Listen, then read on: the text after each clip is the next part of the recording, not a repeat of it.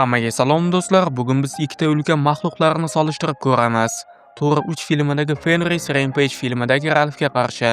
Ko'raylikcha, bo'linganni aynan qaysi bo'ri yeydi? Fenris bu 7 metrlik bo'ri qiyofasidagi o'zga sayyoralik maxluq. Odin uni qaysi sayyoradan olib kelgani noma'lum, ammo hayotining asosiy qismini Fenris Asgardda o'tkazgan. U Helaning eng yaqin do'stiga aylangan va u bilan birga minglab janglarda qatnashgan.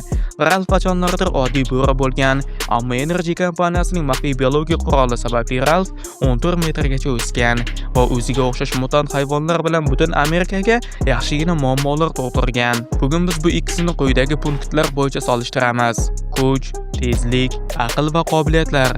Doimgidek kuchdan boshlaymiz va menimcha bu eng qiyin punkt. Chunki Fenrisning bo'yi 7 metr, umumiy tana uzunligi 11 metr. Bu haqiqatan ham juda katta. Ammo Ralfning bo'yi 14 metr, tana uzunligi esa 26 metr. Ammo filmga qarasak aynan Fenris kuchliroqdek tuyuladi. Helaning uy hayvoni Hulkni yengishiga oz qoldi va hatto uni jiddiy jarohatladi ham. Buning ustiga u kamala ko'prigini ham sindira oldi. Bu ko'prik juda mustahkam edi. Birinchi qismda Thor Jotunheimning katta qismini bir zarbada vayron qilgan bo'lsa ham, ko'prikni sindirishga sal qiynalgandi. Albatta Ralf ham juda kuchli. U zamonaviy tanklarni osongina ezib tashlay oladi va zamonaviy tankni ezib tashlay oladigan bahaybat gorillaga ham ziyon yetkaza oladi. Bu juda katta natijalar, ammo Fenrisnikichalik emas. Shunday ekan, aslida jismonan aynan Fenris kuchli bo'lishi kerak, ammo o'lchamdagi farqni ham unuta olmaymiz. Ralf Fenrisdan 2 marta baland va deyarli 3 marta og'irroq. Qanchalik kuchli bo'lmasin, Fenris o'zining 5 tonnalik vazni bilan 14 tonnalik Ralfni joyidan siljitishi qiyin bo'ladi. Ralf esa Fenrisni bemalol u yoqdan bu yoqqa uloqtirishi mumkin. Bu shunchaki fizika, Nyutonning 3-qonuni. Bo'y va vazndagi ustunlik o'z so'zini aytadi, ayniqsa jonivorlarning jangida. Shunday ekan men uzoq o'ylab kuch bo'yicha ularning ikkisiga ham ball berdim. Ya'ni Ralf kuchliroq zarba berishi mumkin, Fenris esa qattiq tishlay oladi. Keyingi punkt tezlik. Ikkala bo'ri ham yaxshigina jangovar tezlikka ega. Ammo boya aytganimdek Ralf ancha katta va uning qadamlari ham o'z-o'zidan kattaroq bo'ladi. Filmda u vertolyotga yetib ola olgan. Buning ustiga Ralf qisqa masofalarga uchishi ham mumkin. Shunday ekan ball mutant bo'riga. Chidamlilik bo'yicha Fenris yaxshigina qoyil qoldirdi. Avvalo uning tanasi o'sha kamala ko'pragidan mustahkam bo'lib chiqdi. Keyin esa u Hulkning zarbalariga oson dosh berdi. Xuddi shu Hulk sal o'tib Surturga ham zarba berib ko'rgandi. Shunday ekan Fenrisning chidamliligi juda yaxshi. Ralf ham juda chidamli. Harbiy texnika Ralfga umuman ziyon yetkaza olmadi.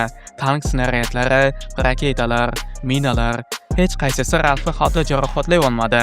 Buning ustiga u 300 ming tonnalik binoning qulashidan omon qolgan. Ammo Hulk bundan ham katta binoni o'z tanasi bilan butunlay yo'q qilgandi. Agar Fenris Hulkni tishlay olgan bo'lsa, Ralfning terisiga ham aniq tish o'tadi. Chidamlilik bo'yicha ball Asgard bo'risiga, aql bo'yicha hammasi oddiy. Fenrisda 1000 yillik jangovar tajriba mavjud. Bundan tashqari ham filmda u juda aqlli mavjudot sifatida ko'rsatilgan. Ralf ham juda aqlli. Ba'zi vaziyatlarda u hatto odamlarni ham ahmoq qila olgan. Ammo Fenris bu sohada undan o'tib ketgan. Buning ustiga Ralf g'azablangan paytida o'z aqlini yaxshi ishlata olmaydi. Ball Fenrisga, qobiliyatlar bo'yicha esa ball Ralfga. Bu aytganimizdek u qisqa masofaga ucha oladi va o'z yungini masofaviy qurol sifatida ishlatishi mumkin. Shunday ekan ball Ralfga. Umumiy hisob bizda tenglik. Agar bu ikkisi jangda to'qnashganida nima bo'lardi?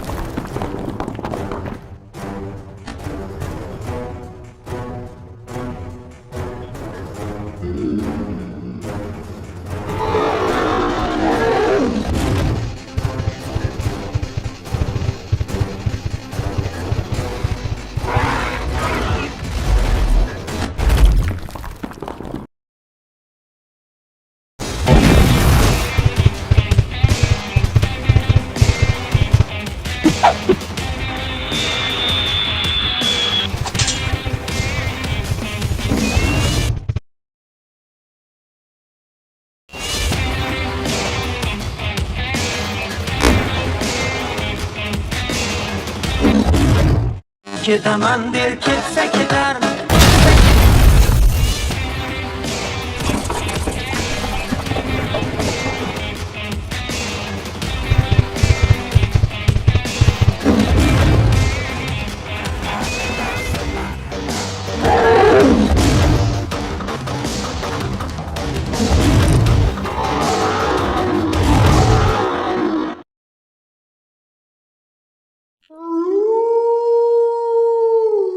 Taxminan hammasi shunday bo'ladi. Fenris o'zining kichik o'lchamiga qaramasdan bu jangda ustunlikka ega.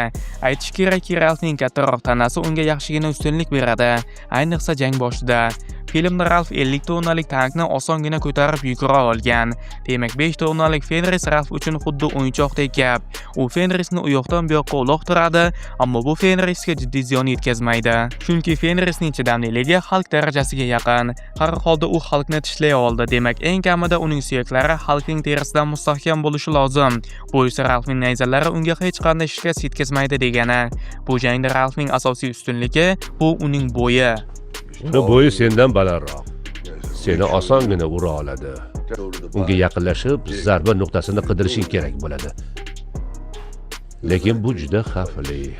Ralf katta bo'lgani uchun uning birinchi bo'lib tishlashi oson bo'ladi. Shu tarzda Fenris uni tishlashiga yo'l qo'ymaydi. Ammo bu ikkisi ham jonivor ekanligini hisobga olsak, Ralf ertami kechmi xatoga yo'l qo'yadi. Agar Fenris bundan foydalanib Ralfni tishlay olsa, bu jang tugaydi. Fenrisning tishlash kuchi nimaga qodirligini bilasiz. U tishlagan joyini uzib oladi. Agar u Ralfning yelkasidan tishlasa, Ralf ko'p qon yo'qotadi. Oyog'idan tishlasa, jangni 3 oyoqda davom ettiradi. Bo'ynidan tishlasa, battle tugaydi. Shunday ekan, bugungi battleda Fenris g'alaba qozondi. Aynan tishlash kuchi va chidamliligi hisobiga. Ammo tan olish kerakki, Ralf munosib raqib. Ba'zi tomonlama u Fenrisdan ham mukammal. Unga shunchaki kuch yetishmadi. Shuningdek, men shuni aytishim kerakki, bu battleni juda uzoq vaqtdan beri muntazam taklif qilib kelishayotganda, uzoq kuttirganim uchun uzr. Agar sizga yoqqan bo'lsa, men xursandman. Keyingi battleda ko'rishguncha sog' bo'ling, salomat bo'ling.